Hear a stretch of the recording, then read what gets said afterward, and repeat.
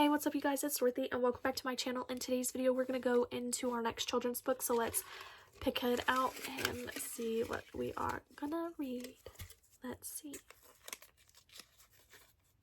Thidwick the Big-Hearted Moose. Pretty sure it's a Dr. Seuss book. I'm going to slide you this way because it's over here. But here we go. Thidwick the Big-Hearted Moose by Dr. Seuss.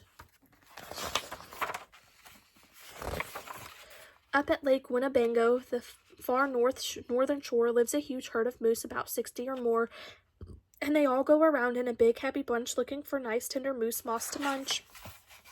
Up at the Lake Winnebago, one day they were lunching, just strolling along and enjoying their munching, for the moose moss that day was especially fine, and when it happened that Thidwick, the last moose in line, saw a Bengal bug sitting, the bug called out, "Hey, it's such a long road and it's such a hot day. Would you mind if I rode on your horns for the way?"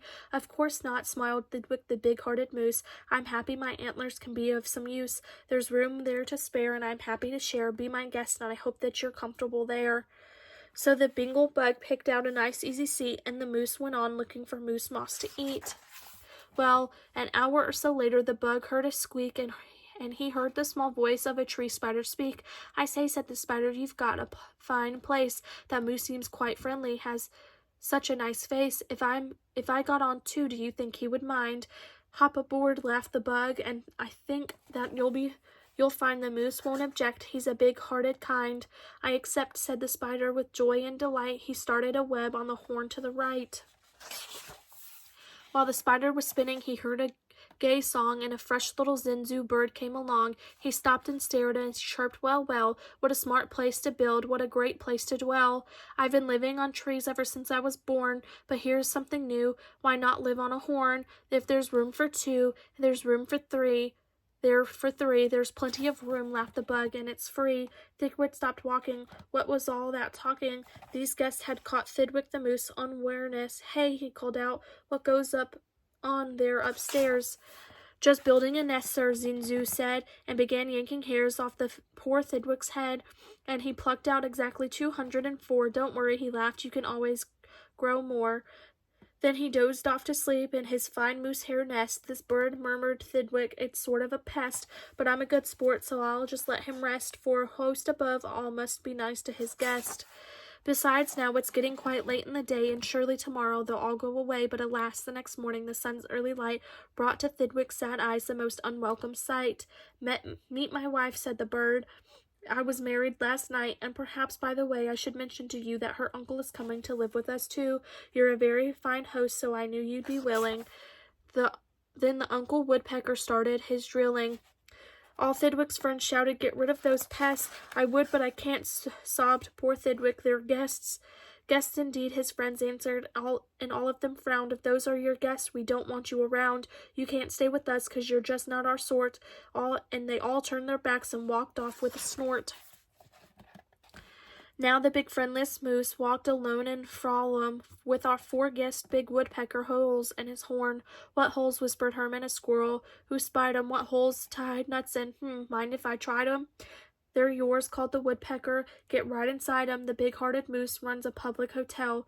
Bring your nuts, bring your wife, bring your children as well." So the whole squirrel family all jumped on pell-mell. And the very next thing the poor animal knew, a bobcat and turtle were living there too. Now what the big-hearted moose is going to do, well, what would you do if it happened to you? You couldn't say scat, 'cause that wouldn't be right. You couldn't shout scram, 'cause that isn't polite. A host has to put up with all kinds of pests, for a host above all must be nice to his guests. So you tried to smile and you tried to look sweet, and you'd go right on looking for moose moss to eat. But now it was winter, and that wasn't easy, for moose moss gets scarce when the weather gets freezy. The food was soon gone. On the cold northern shore of a Lake Winnebago there was no more. All of Thidwick's friends swam away in a bunch in the south of the lake where the moose's moss to munch. He watched the herd leaving, and then Thidwick knew he'd starve if he stayed here. He had to go too. He stepped into the water, then oh, what a fuss. "Stop," screamed his guest. "You can't do this to us. The horns are our home, and you have no right to take our home to far distant side of the lake. Be fair," Thidwick begged with a lump in his throat. We're fair, said the bug. We'll decide this by vote, and all those in favor of going say aye, and all those in favor say nay. Aye, shouted Thidwick, but when he was done, nay, they all called out. He lost 11-1. We win, screamed the guests by a very large score, and poor starving Thidwick climbed back to the shore. Then do you know what these pests did? They asked and some more. They asked in a fox who jumped in from the trees. They asked in some mice, and asked in some fleas. They asked a big bear, and then, if you please, came a swarm of 362 bees. Poor Thidwick sank down with a groan to his knees, and then came something that made his heart freeze.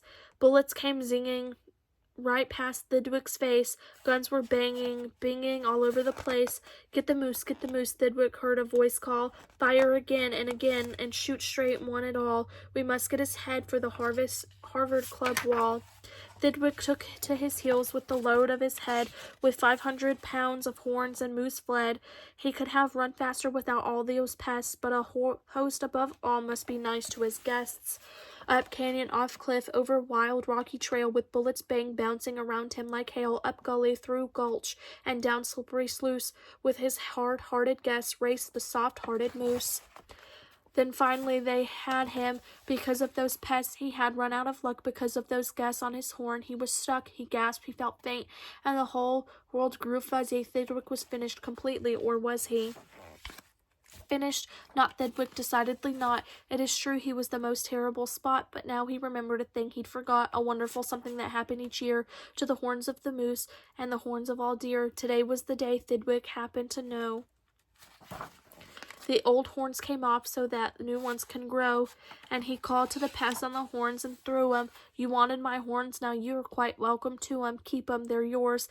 As for me, I shall take myself to the far distant side of the lake.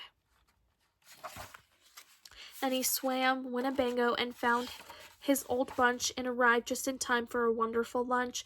At the south of the lake there was moose moss to munch. His old horns today are where you knew they would be. His guests are still on them, all stuffed as they should be. That is the end of this book. I will see you guys in the next one. Bye.